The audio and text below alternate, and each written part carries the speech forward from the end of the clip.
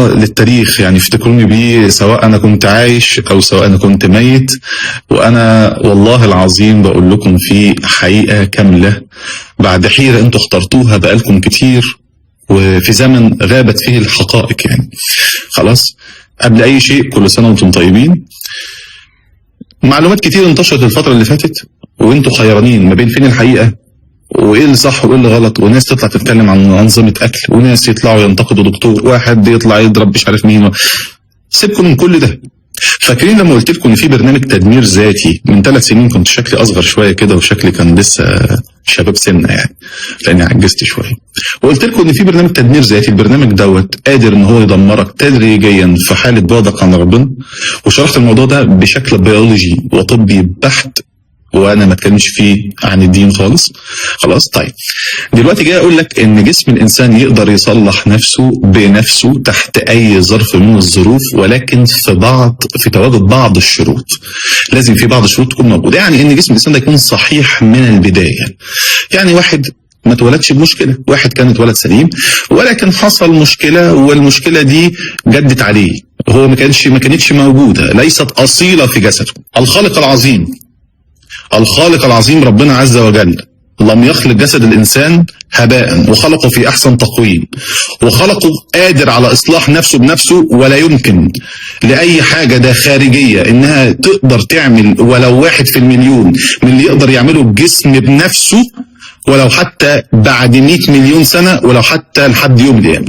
وانا اسال عن كلامي. طيب عايز تقول يا دكتور محمد؟ عايز اقول لك حضرتك لما تلاقي حاجه متغيره فيك، ابدا رقم 1 ارجع للي ربنا فطرك عليه. طب شوف ربنا حرم عليك ايه وابعد عنه. شوف ربنا قال لك ايه اللي حرام. الحرام ده يعني غلط عليك، مش حرام يعني انت هتضر ربنا، حرام يعني غلط عليك. ومن خوف ربنا عليك قال لك ابعد عن الغلط اللي هيضرك، عشان هو بيحبك فخايفك تتضرر فهيزعل منك. افتكروا الكلام ده كويس. بعد اذنكم، انا بحبكم في الله، وبقول الكلام ده يعني لعله ينفعني في دنياي واخرتي. تعبت واصابتك العله واصابك المرض، ارجع للخالق، شوف ايه اللي حرمه وانت بتعمله، وقفه فورا. اصابتك العله، خد بالاسباب، روح لدكتور من اصحاب التخصصات، قول له يا دكتور بعد اذنك ايه الظروف اللي اتغيرت يا دكتور؟ انا دلوقتي بحاسس بكذا كذا، ايه اللي اتغير؟ وازاي هنصلح الظروف دي؟ محدش بيصلح خلقة ربنا، احنا بنصلح الظروف اللي اتغيرت، اللي حضرتك بشكل مباشر او غير مباشر، بقصدك او برضاك او عدم رضاك، كنت سبب في تغييرها. خلاص؟ فاذا مفيش حاجه اسمها قاعده ثابته لكل الناس كلكم هتعملوا كده هتبقوا كويسين، ولا هيمشي عكس. مفيش حاجه اسمها كده.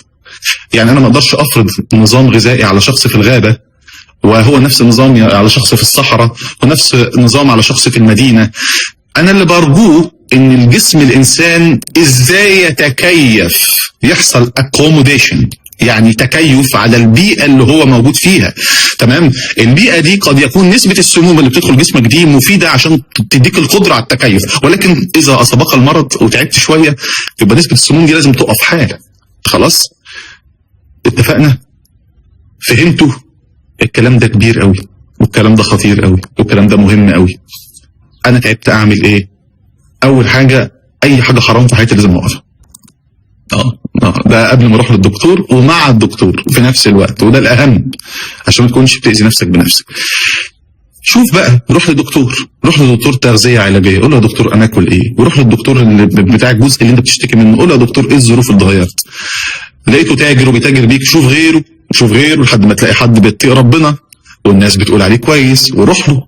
خلاص؟ ولو لقيت حد بيتقي ربنا يبقى ربنا بيحبك، فيبدا يصلح لك ان شاء الله الظروف اللي اتغيرت وترجع كويس. دي كانت عيديتي ليكم، يا رب تكونوا كويسين وفي اتم صحه.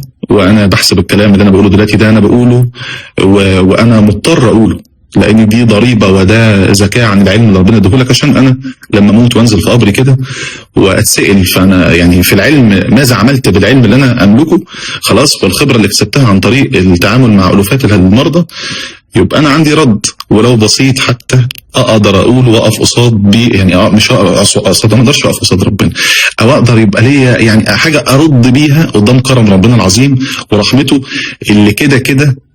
يعني ربنا كل حاجه برحمته، كل حاجه برحمته. خلاص، يا ريت الكلام ده يكون اتفهم. اشوفكم على الف خير.